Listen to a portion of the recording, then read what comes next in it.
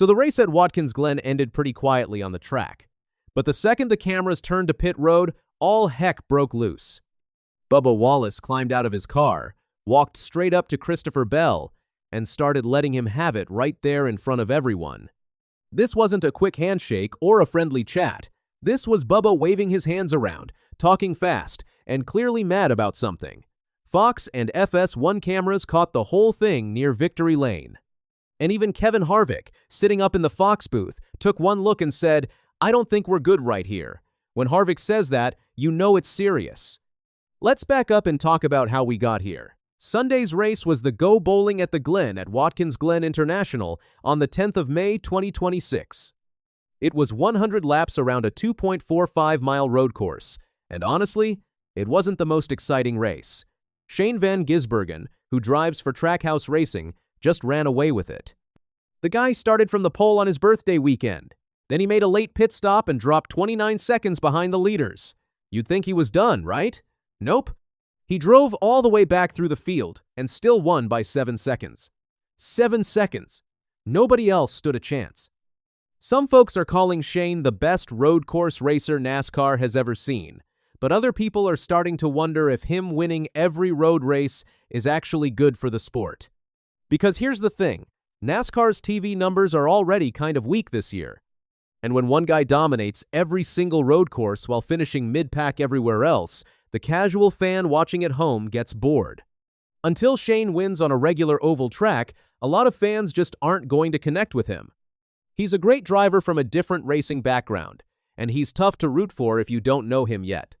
But Shane's win wasn't the story everyone was talking about Sunday night. Not even close. The story was Bubba. Bubba Wallace had a rough day. He drives the number 23 Hardys and Coca-Cola Toyota for 2311 Racing. He couldn't find any speed on the road course at all.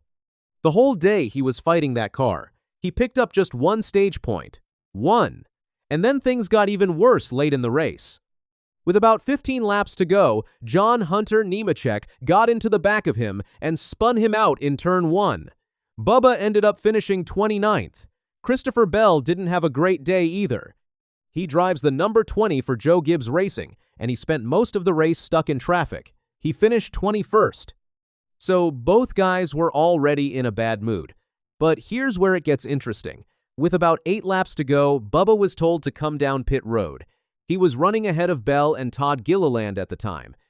Both of them were right on his bumper. As the group ran through the back half of the track and headed toward the front straight, Bell got a big run on Bubba. Bell pulled up alongside Bubba's right side just as they came out of the final turn and headed for pit road. Now, Bell's spotter told him over the radio, the number 23 is pitting.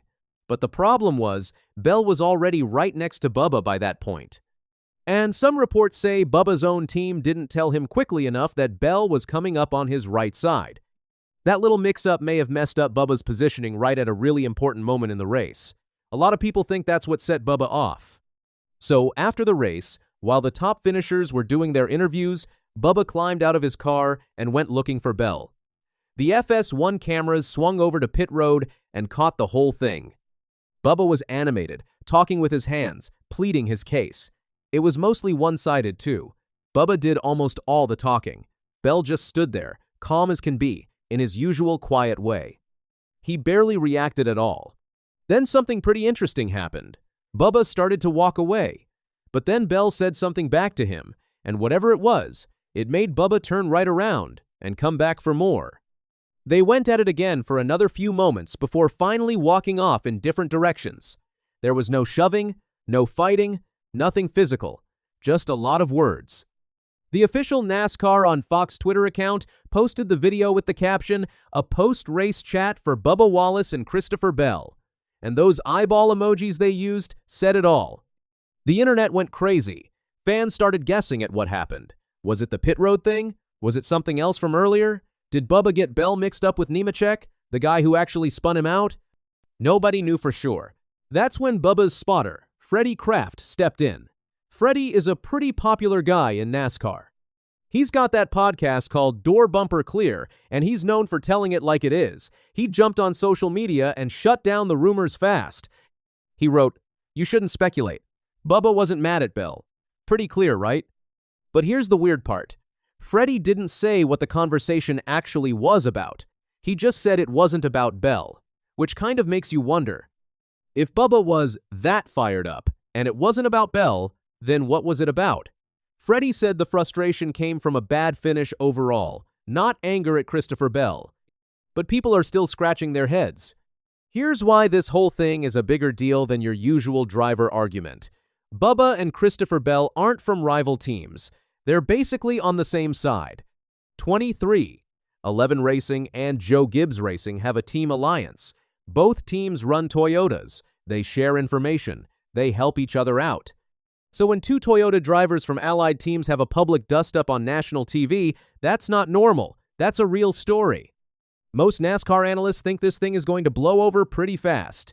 Post-race emotions run hot, especially after a bad day at a tough road course. Bubba got to speak his piece. Bell had his say too. And with the All-Star race at Dover coming up this weekend, both guys have bigger things to worry about.